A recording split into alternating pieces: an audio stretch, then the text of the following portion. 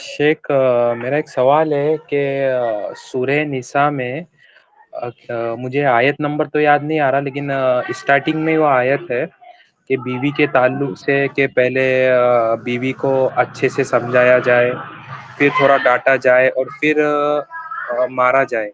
تو وہ مارنے کے متعلق سے شیخ ڈیٹیل میں کیا ہے؟ کیونکہ دشمن اسلام اس کا یہ غلط مطلب نکالتے ہیں کہ قرآن نعوذ باللہ بیوی کو مارنے کی تعلیم دیتا ہے. تو مارنے سے متعلق شیخ کو کیسا والا مارنا ہے؟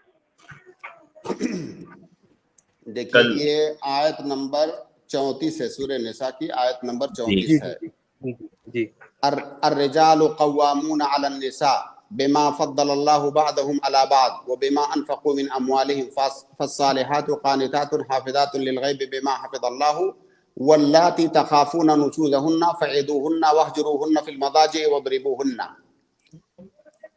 میں اس کے سیدھے جواب پر آنے سے پہلے ایک بات پوچھنا چاہوں گا کہ یہ آپ کا ملک ہے ہندوستان، ٹھیک ہے؟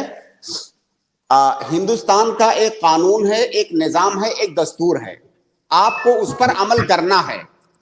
اگر کوئی قانون شکنی آپ کرتے ہیں تو کیا آپ کو سزا دی جاتی ہے کہ نہیں قانوناً؟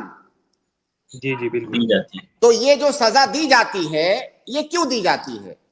اسی لیے دی جاتی ہے کہ سماج میں کوئی خرابی نہ آنے پائے، سماج کا اصلاح ہو، امن و شانتی بنا رہے، ہے نا؟ سزا اسی لیے دی جاتی ہے.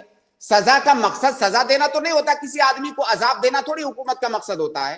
امن و شانتی بنائے رکھنا، قانون بنائے رکھنا، اور جو ہے بد امنی نہ پھیلنے پائے معاشرے میں، سب کو سب کے حقوق ملے، سزا کا یہ مقصد ہوتا ہے. تو گویا کہ آپ کے اندر ایک خرابی آ گئی ہے، اس کی اصلاح کے لیے آپ کو سزا دی جاتی ہے. کبھی 2-4 مہینے کی قید، کبھی عمر بھر کی قید کی سزا دی جاتی ہے. تو کیا ہم یہ کہیں گے کہ یہ انسانیت کے خلاف ہے؟ کیا کوئی آدمی اس کو کہے گا کہ آپ نے کوئی غلط کام کیا اور سزا دی گئی تو انسانیت کے خلاف ہے؟ بھائی اس کے آگے کیا کیا ہوتا ہے، پولیس والے کیا کیا کرتے ہیں وہ آپ نہیں جانتے ہیں، وہ کیوں کرتے ہیں؟ اب اتنا اگر سمجھ میں آ گیا ہو تو اب اس آیت کو آپ آسانی سے سمجھ سکتے ہیں. اللہ تعالیٰ نے کہا کہ الرجال قوامون علی النساء، مردوں کو حاکمیت اللہ تعالیٰ نے دی ہے عورتوں پر. حاکمیت کا یہ مطلب نہیں ہے کہ عورتوں کو غلام بنا دیا ہے، عورتوں کو غلام نہیں بنا دیا ہے. جیسے ملک کے اندر ایک حاکم ہوتا ہے، ایک پرائم منسٹر ہوتا ہے، وزیر اعلیٰ ہوتا ہے، اور بہت سارے عہدے داران ہوتے ہیں. تو اس کا یہ مطلب تو نہیں ہے کہ ہم ان کے غلام ہیں، ہم ان کے غلام نہیں ہیں، ان کو حاکم بنایا گیا ہے تاکہ ملک چل سکے. اسی طرح سے وہ گھر چل سکے، وہ خاندان چل سکے، اس میں ایک آدمی کا حاکم ہونا ضروری ہے. جس ملک میں کوئی حاکم نہیں ہوگا وہاں انارکی ہوگی، جس خاندان میں کوئی حاکم نہیں ہوگا وہاں انارکی ہوگی. تو اس خاندان کا حاکم مرد کو بنایا گیا. ظاہر ہے ایک کو تو بنانا ضروری ہے، آپ چاہے مرد کو بنا لو یا عورت کو بنا لو. عورت کو اللہ تعالیٰ نے حاکم نہیں بنایا کیونکہ بہت سارے اس کے اسباب ہیں. ہر عقل مند انسان سمجھ سکتا ہے کہ عورت کو حاکم کیوں نہیں بنایا گیا. تو اس گھر کو چلانے کے لیے ایک حاکم کی ضرورت ہے. اللہ تعالیٰ نے مرد کو حاکم بنایا، اور یہ حاکم بنانا جہاں ایک طرف اس کے لیے شرف اور فضیلت کی بات ہے، وہاں دوسری طرف یہ ذمہ داری کی بھی بات ہے. ایسا نہیں کہ اس کے سر پہ تاج پہنا دیا گیا ہے، اب بس تم حاکم ہو اور عیش کرو. عیش کرنے کے لیے حاکم نہیں بنایا گیا ہے. حاکم بنایا گیا ہے گھر کا بوجھ اٹھانے کے لیے، ذمہ داریاں اٹھانے کے لیے. وہ جو عورت ہے، جو اس گھر کے اندر بچے ہیں، جو دوسرے افراد ہیں، ان تمام کی ذمہ داریاں اٹھانے کے لیے حاکم بنایا گیا ہے. اور اس گھر کی دیکھ بھال، گھر کا نظام قانون صحیح سے چل سکے، اس لیے حاکم بنایا گیا ہے. تو مرد کو حاکم بنا دیا گیا گھر کا.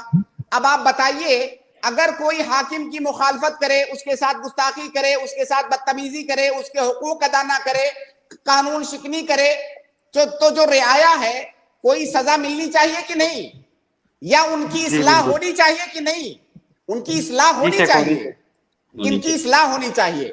اسی اصلاح اللہ تعالیٰ نے کہا واللاتی تخافون نشوزہن، وہ عورتیں جن کے بارے، جو عورتیں جو ہے گستاخی پر اتر آئیں، نافرمانی پر اتر آئیں، بدتمیزی پر اتر آئیں، آپ کی بات نہ مانے، آپ کے حقوق ادا نہ کرے، ملک کا جو خاندان کا جو قانون ہے اس کو فالو نہ کرے، تو کیا ہے فَإِذُوهُنَّ، شریعت نے نہیں کہا کہ ڈائریکٹ چڑھ دوڑو اور ان کو مارنے لگو یا ان کو قید میں ڈال دو. شریعت نے کہا پہلے پیار سے سمجھاؤ، نصیحت کرو. ہم جیسے ابھی ملک کا قانون ہے، آپ نے کوئی غلطی کیا تو سمجھائیں گے نہیں، آپ کو ڈائریکٹ سزا ملے گی. یہاں پہ پہلے سمجھایا جائے گا، آپ ان کو سمجھائیے، اور یہ سمجھانا اصلاح کے لیے ہے، سمجھائیے. لیکن بہت سارے لوگ ایسے ہوتے ہیں جن کو سمجھانے سے بات سمجھ میں نہیں آتی ہے، چاہے جتنا سمجھائیے. اسی لیے شریعت نے پھر اگلا آپشن رکھا کہ سمجھانے سے بات نہ بنے تو کیا کرو؟ کیا ڈنڈا لے کے مارو؟ نہیں، پہلے سمجھاؤ. اگر یہ اثر نہ کرے تو تھوڑا اس سے اوپر جاؤ. اس سے اوپر کیا جاؤ کہ وَاهْجُرُوهُنَّ فِي الْمَضَاجِعِ، بستر میں، گھر میں ان کو الگ تھلگ کر دو. اور ایک عورت کے لیے یہ بہت بڑی سزا ہے کہ اس کا شوہر اس سے بات نہ کرے یا اس کا بستر الگ کر دے. یہ بڑی سزا ہے اس کے لیے. اور یہ سزا اس لیے نہیں ہے کہ عورت کو عذاب دینے کے لیے ہے، اس کی اصلاح کے لیے ہے. اس کی اصلاح کے لیے ہے. اگر اس کی اصلاح نہیں ہوگی تو اس گھر کی اصلاح نہیں ہوگی، بچوں کی اصلاح نہیں ہوگی، میاں بیوی کے تعلقات اچھے نہیں رہیں گے. تو انہی چیزوں کو بہتر بنانے کے لیے اس کی اصلاح کی جا رہی ہے کہ اس عورت کو الگ کر دو. ہو سکتا ہے بات اس کی سمجھ میں آ جائے. اگر اس سے بھی بات سمجھ میں نہیں آئی، ہو سکتا ہے بہت سرکش ہو، تو پھر کہا گیا آگے وَضْرِبُوهُنَّ. اب مطلب جیسے عربی میں ایک کہاوت ہے کہ آخر الدواء القی، جب کوئی دوائی کام نہ کرے تو پھر زخم اتنا گہرا ہو گیا ہو، کوئی دوا کام نہیں کر رہی ہے، تو اس کو آگ سے داغا جاتا ہے. عربی میں کہاوت ہے آخر الدواء القی، داغنا یہ آخری دوا ہے. تو آخر میں کہا گیا کہ مارو. لیکن یہ مارنا کیسا؟ کیا یہ کہا گیا کہ اس کو شوٹ کر دو، چاقو سے مار دو، ڈنڈے سے مار مار کے ہڈیاں توڑ دو؟ نہیں، یہ نہیں کہا گیا. اس کی تفسیر آپ پڑھ ڈالیے تمام مفسرین کے ہاں. تمام مفسرین آپ کو یہ کہتے ہوئے ملیں گے کہ مارنے کا مقصد صرف یہ احساس دلانا ہے کہ آپ اس کی تعذیب کر رہے ہیں. بس اس مارنے سے پہلے بات تو چہرے پر نہیں مارے، جسم کے کسی اور حصے پر مارے، اتنا آہستہ سے مارے کہ اس کو زخم نہ آئے، چوٹ نہ لگے زیادہ. بعض علماء نے، بعض مفسرین نے لکھا ہے کہ جیسے مسواک ہوتا ہے نا، مسواک کتنا بڑا ہوتا ہے، اتنا بڑا مسواک ہوتا ہے، مسواک جیسی کسی چیز سے مارے. بعض علماء نے تو یہاں تک لکھا ہے شیخ کہ جیسے کپڑا ہے، آپ جو ہے کپڑا رومال وغیرہ رکھتے ہیں، تو رومال سے اگر کسی کو ہلکا سا مارا جائے تو کیا اس کو چوٹ لگے گی؟ چوٹ نہیں لگے گی، لیکن وہ چوٹ دل پہ لگے گی کہ مجھے مارا، جسم پر چوٹ نہیں لگے گی. تو اس طرح سے مارنے کے لیے کہا گیا ہے. اور اس کا مقصد یہی کیا ہے؟ وہ جو جذبات ہیں ان کو چوٹ پہنچانا تاکہ اس کی اصلاح ہو سکے، اس کو یہ احساس ہو سکے کہ میں غلطی پر ہوں، میرا شوہر ناراض ہے، اس ناراضگی کا اظہار کر رہا ہے. تو یہ اس آیت کا مقصد ہے. اس آیت کا مقصد اس کو کوٹ کوٹ کر کے اس کی ہڈیاں توڑ دینا نہیں ہے. تو جو لوگ اعتراض کرتے ہیں وہ یہاں سامنے آئے، پھر ہم ان کو بتاتے ہیں کہ ان کے یہاں سماج میں کیا حالات پائے جاتے ہیں عورتوں کے بارے میں. یہ عورتوں کے، یہ ہمیں سکھلائیں گے کہ عورتوں کے کیا حقوق ہیں. عورتوں کو جو حقوق اسلام نے دیے ہیں وہ یہ سوچ نہیں سکتے، کبھی سوچ نہیں سکتے. آج کی اس ترقی یافتہ دنیا میں بھی عورتیں جانوروں کی طرح سے عورتوں کے ساتھ سلوک ہوتا ہے. بس وہ سلوک اس طریقے سے کیا جاتا ہے کہ ان کو احساس نہ ہو پائے. بھائی یہ لوگ ہمیں حقوق سکھائیں گے؟ عورتوں کو ننگا کر دیا ہے انہوں نے، بازاروں میں شو پیس بنا دیا ہے، بکنے والی چیز بنا دیا ہے. اور یہ آئے ہیں ہم کو قرآن کی آیت کی تفسیر سکھانے کہ عورتوں کو اسلام مارنے کے لیے کہہ رہا ہے. ارے وہ مارنا کیا ہے؟ وہ تو پہلے سمجھو کہ اس مارنے کا مقصد کیا ہے اور مارنا کب ہے. مطلب باقاعدہ طور سے 3 مراحل سے گزر کر کے اس کے بعد مارنا ہے.